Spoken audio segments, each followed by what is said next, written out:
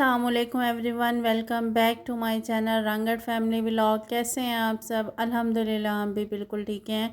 अल्लाह पाक जहां रखे खुश रखे, अपने हिफ्ज़ व अमान में रखे, क्योंकि तंदुरुस्ती से बढ़कर ना कोई नेमत नहीं होती है। और हादसात और मुश्किलात जो ज़िंदगी में आती है ना, उनका भी पता नहीं चलता। अल्लाह पाक सबको मुश्किल वक्त से और मुश्किल हादसात से बचाए, क्योंकि हम लोग भी इसी वजह से ना अचानक हादसे का शिकार हुए हैं। और आज बहुत टाइम के बाद मैं व्लॉग अपलोड कर रही हूँ। हम लोग ईद करने के लिए घर गए थे, लेकिन अचानक हादसे की वजह से ना ईद की खुशियाँ ना शायद हमें ना नसीब नहीं हुई, या फिर अल्लाह ताला की तरफ से कोई आजमाइश थी। अल्लाह बेहतर जानता है, क्योंकि हर काम में खुदा की कोई ना कोई मसलहत होती है। हम ईद से एक दिन पहले गए थे, वो व्लॉग मैंने आपसे शेयर किया था। रास्ते की वीडियोस जो मैंने बनाई थी वो भी आपसे शेयर की थी। नेक्स्ट डे ईद से एक दिन पहले मैं व्लॉग अपलोड किया था, उसके बाद मैं नहीं कर पाई। और अचानक से बस हमारा एक्सीडेंट हुआ और उसके बाद सब कुछ वहीं पे स्टक हो गया। चोटें अच्छी खासी लगी हैं मुझे भी, हस्बैंड को भी। उनकी टांग की जो हड्डी है वो क्रैक हुई हुई है। मेरी हड्डी वगैरह तो बच गई है, लेकिन चोटें जो है ना वो बेतहाशा लगी हुई हैं। हस्बैंड को भी बहुत ही चोटें लगी हुई हैं। और मेन चीज़ जो हड्डियों का मसला होता है ना, वो बहुत ज़्यादा पेनफुल होता है। उनको इतना ज़्यादा पेन है, वो इतने ज़्यादा पेन में है, उनको प्लास्टर लगा हुआ है। और उनकी वजह से फिर ना मैं वीडियो कैप्चर कर पाई, ना ही मैं वीडियोस को अपलोड कर पाई। और अभी भी जो व्लॉग मैं अपलोड कर रही हूँ ना, ये भी मेरा ना एक्सीडेंट से पहले, ईद से एक दिन पहले का व्लॉग है, जिस दिन हम लोग ना गांव पहुंचे थे। फर्स्ट यानी कि सुबह का सारा यानी कि क्या सीन्स कैप्चर्स मैंने कैप्चर किए थे, वो मैंने आपसे शेयर किए थे। उसके बाद ना मैं कुछ कैप्चर कर सकी, और ना ही मेरे पास ना अपलोडिंग के लिए कुछ था। और उससे उसी दिन यानी कि सेकंड टाइम मैंने ये कमरे अपने रूम की सफाइयाँ की थी। ये वीडियो भी मैंने कैप्चर की थी, और ये पहले की वीडियोज़ हैं जो मैं आपसे ना इस टाइम शेयर कर रही हूँ।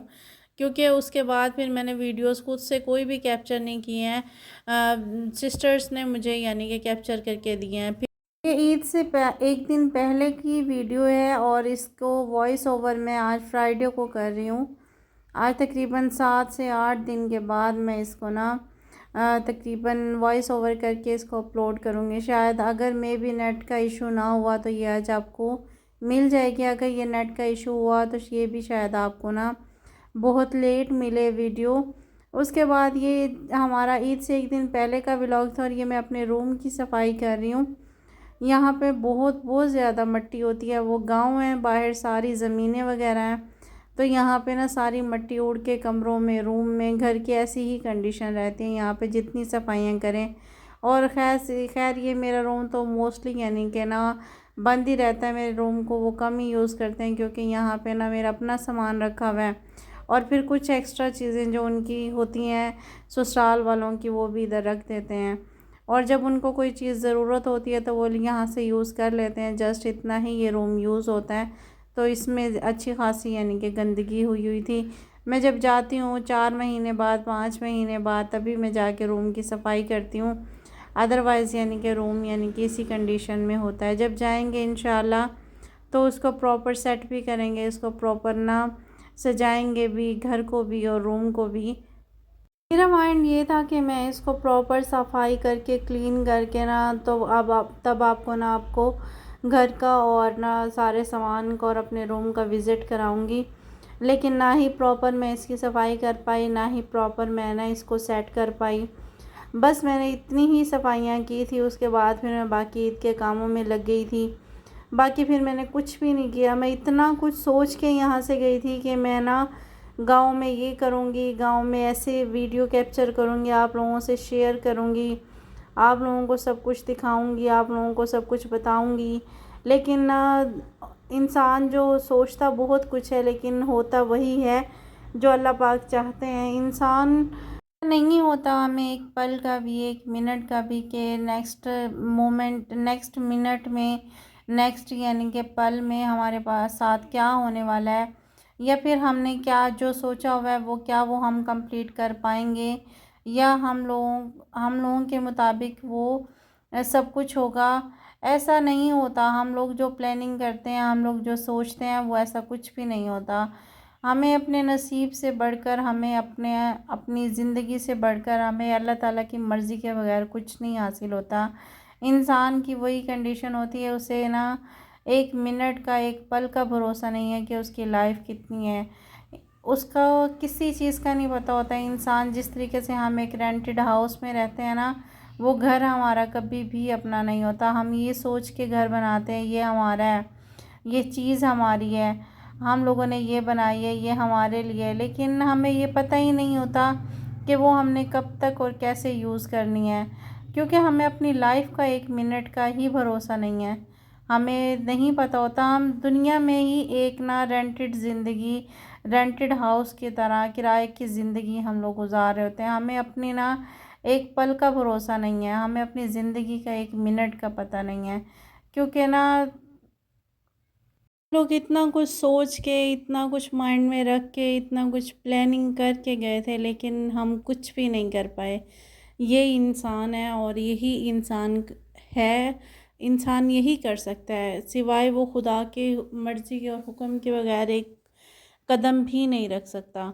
लेकिन ना बाज़ औक़ात हम लोग ना प्लानिंग बहुत बड़ी कर लेते हैं, लेकिन हम आगे के बारे में कभी भी नहीं सोचते हैं। खैर ये सब बातें तो होती रहेंगी, चलती रहेंगी। ये मेरा रूम है और रूम के अंदर ना मैं सफाई कर रही थी। ये तो टोटली मेरा जहेज़ का सामान है और मेरी शादी को तकरीबन 8 साल हो चुके हैं। सोफ़े वगैरह, अलमारियाँ वगैरह सब कुछ, और बेड को मैंने ओपन करके रखा हुआ है।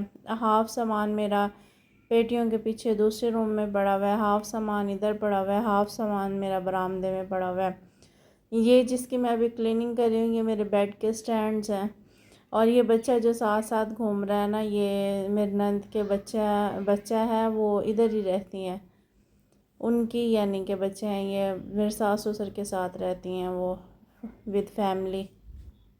रूम में टोटली सामान कंप्लीट नहीं होता था, तो वो लोग फैमिली मेम्बर्स ज़्यादा हैं, उनको स्पेस ज़्यादा चाहिए होती है, तो तकरीबन यानी कि जितना सामान मेरे रूम में मैनेज हो सका तो वो सारा इधर ही शिफ्ट कर दिया। और बेड को मैंने ओपन करके रख दिया था। बेड के जो साइड वाले स्टैंड है वो मेरी ना पेटियों के पीछे पड़े हुए हैं दूसरे रूम में, और जो दानों वाला ड्रम है वो मेरा बरामदे में पड़ा हुआ है।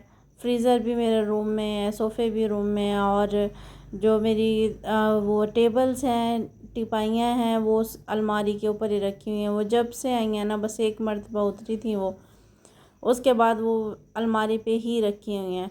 और जब भी मैं आती हूँ ना, बस जब भी इसकी ना डीप क्लीनिंग करके जाती हूँ, और उसके बाद जब भी 5-6 महीने बाद, 3 महीने बाद जैसे ही आती हूँ, तो फिर इसकी सिचुएशन वैसी ही होती है। जब तक कोई भी चीज़ है ना वो प्रॉपर यानी कि सफाई, प्रॉपर हिफाजत मांगती होती है, जब तक उसको प्रॉपर सफाई, प्रॉपर हिफाजत ना मिले तो उसकी कंडीशंस ऐसी ही होती हैं जिस तरह इस मेरे रूम की और मेरी चीज़ों की हुई है, हाँ हुआ हुआ है हाल।